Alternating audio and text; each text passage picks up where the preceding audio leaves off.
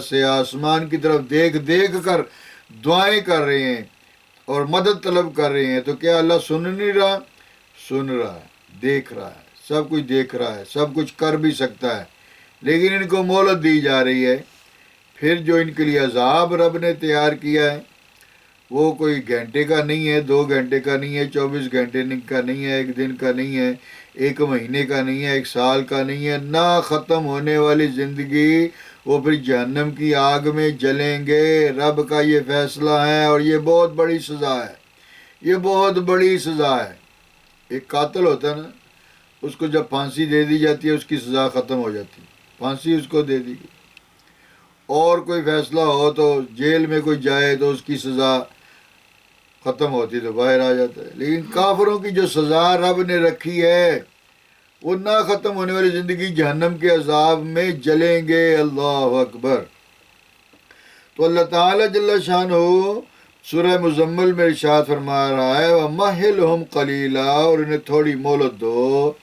إِنَّ لَدَيْنَا أَنْكَالًا وَجَحِيمًا، بے شک ہمارے پاس بھاری بیڑیاں ہیں اور بھڑکتی آگ ہے۔ یہ اللہ تعالیٰ فرما رہا ہے، بھاری بیڑیاں، بھاری بیڑیاں، لوہے کی جناب بیڑیاں، ان کو آگ کی بیڑیاں، آگ سے تپی ہوئی سرخ، وہ ان جہنمیوں کو پہنائی جائیں گی اور پھر جہنم کی آگ میں جلیں گے۔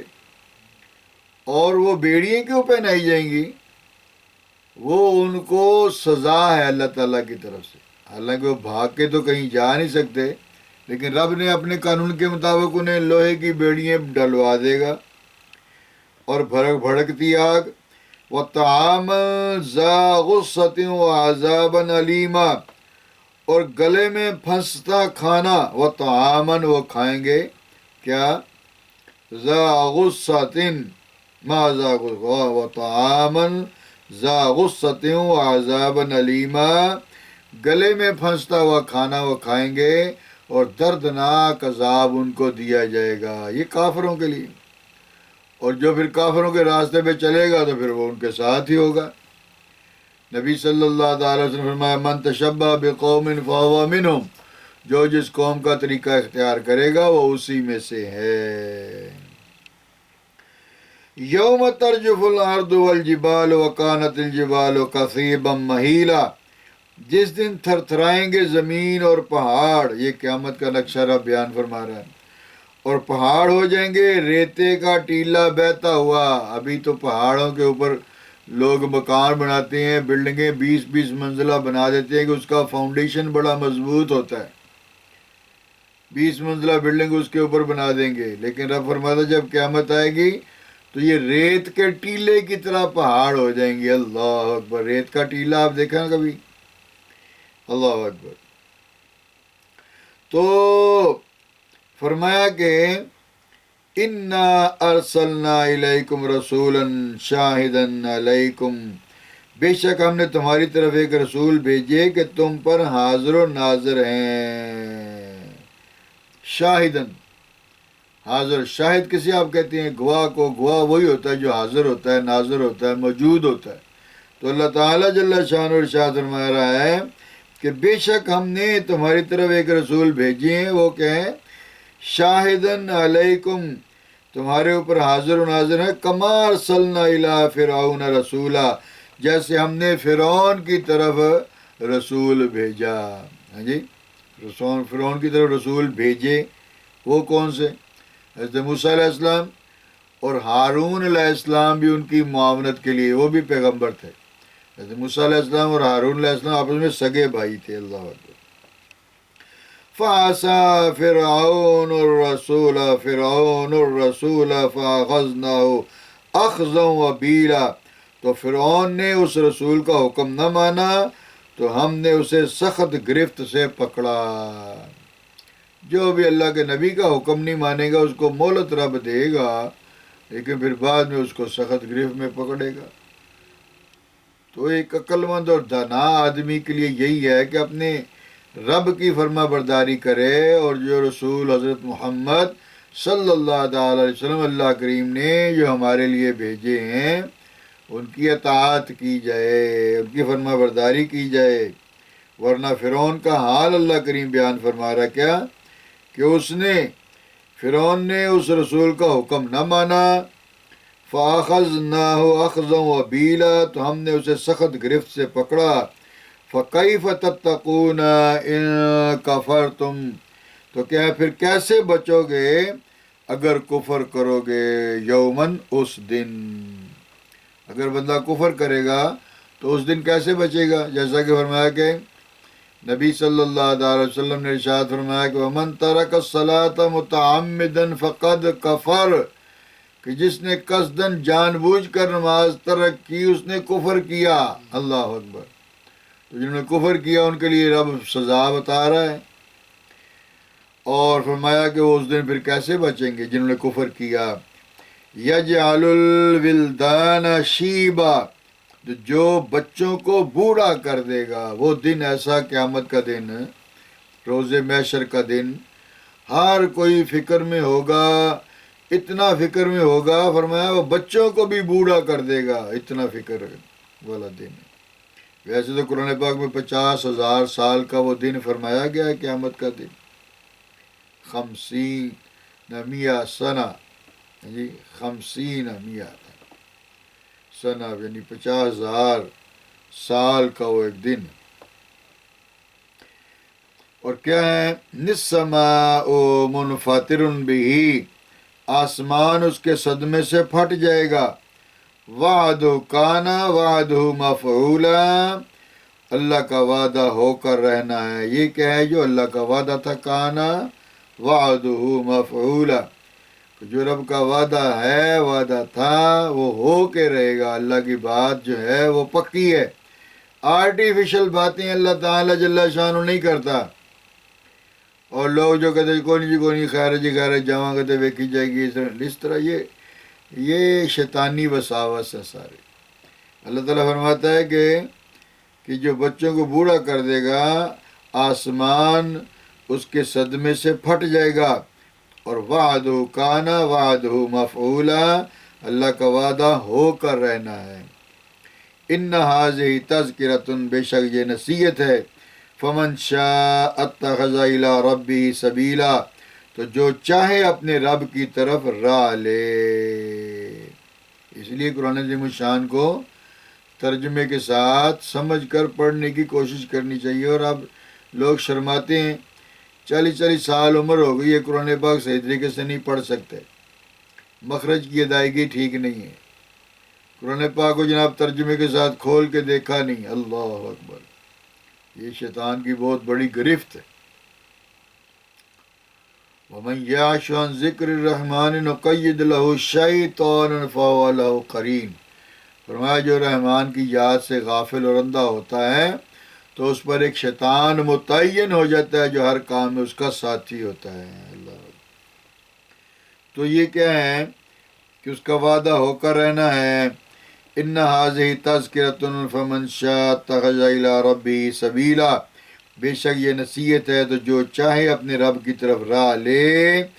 ان ربک یعلم انک تقوم ادنی، بے شک تمہارا رب جانتا ہے کہ تم قیام کرتے ہو من ثلثی اللیل و نصفہ و ثلثہ، اور کبھی 2/3 رات کے قریب، کبھی آدھی رات، کبھی تہائی رات، ہیں جی۔ وطائفۃ من الذین معک، اور ایک جماعت تمہارے ساتھ والی، اس میں صحابہ اکرام کا ذکر فرمایا گیا کہ بے شک تمہارا رب جانتا ہے کہ تم قیام کرتے ہو 2/3 رات، آدھی رات یا تہائی رات، اور جو آپ کے ساتھ جو جماعت ہے آپ کی، ہیں جی، وہ ان کو بھی رب جانتا ہے۔ سبحان اللہ۔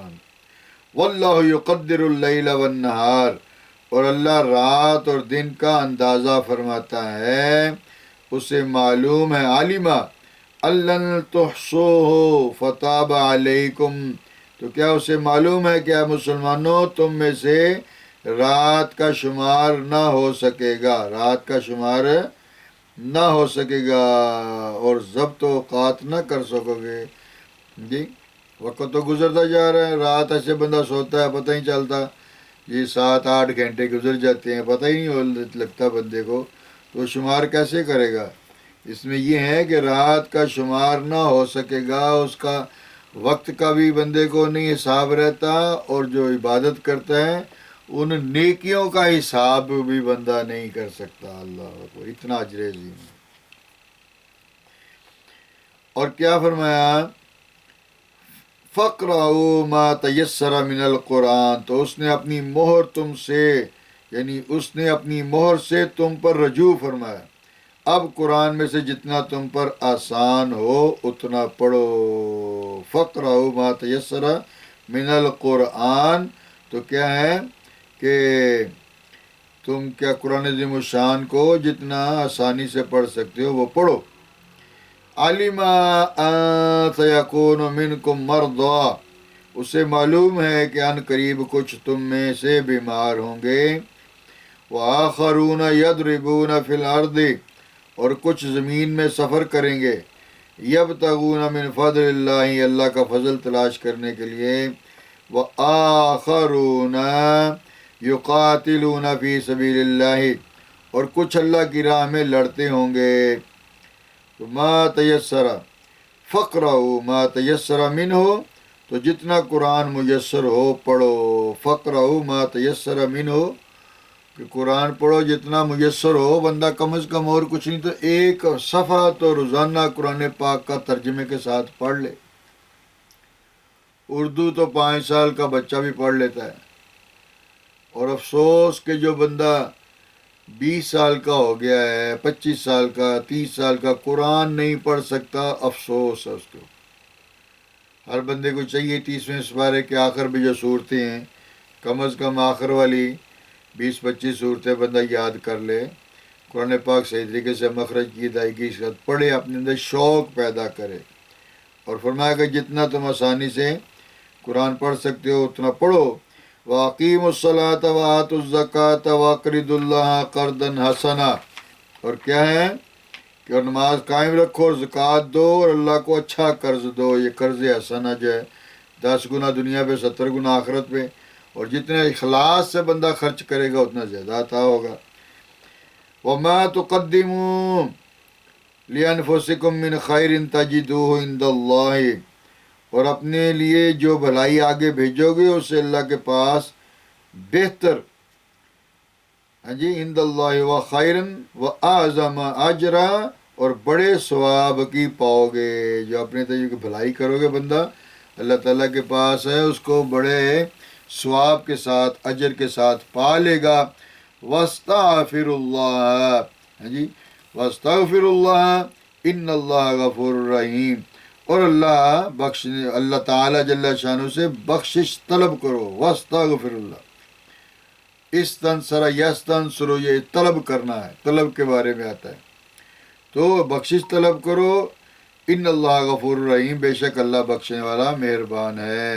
تو یہ میرے دوست اور بھائیوں سورہ مزمل کا ترجمہ تھا اور تشریح، جو کہ 29ویں پارے میں ہے۔ اللہ تعالیٰ جل شانہ ہم سب کو علم و عمل کی برکت سے مالا مال فرمائے۔ میرے دوست اور بھائیوں، موقع ہے، اپنی زندگی کو بندہ بدل لے، دنیا کی حرص، لالچ، طمع اپنے اندر سے نکالے گا تو قرآن کی سمجھ آئے گی، اللہ کے نبی صلی اللہ تعالیٰ علیہ وسلم کی سنت کی سمجھ آئے گی، اور اللہ کے نبی صلی اللہ تعالیٰ علیہ وسلم کی محبت دل میں پیدا ہوگی، اور دنیا سے حرص، لالچ، طمع، یہ سود بندہ چھوڑے گا تو نور معرفت دل میں پیدا ہوگا۔ اللہ تعالیٰ جل شانہ مجھے بھی اور آپ کو بھی علم و عمل کی برکت سے مالا مال فرمائے۔ میری طرف سے تمام نمازی احباب کو درجہ بدرجہ السلام علیکم ورحمۃ اللہ وبرکاتہ، وما علینا الا البلاغ المبین۔ سنتیں ادا فرما لیجیے۔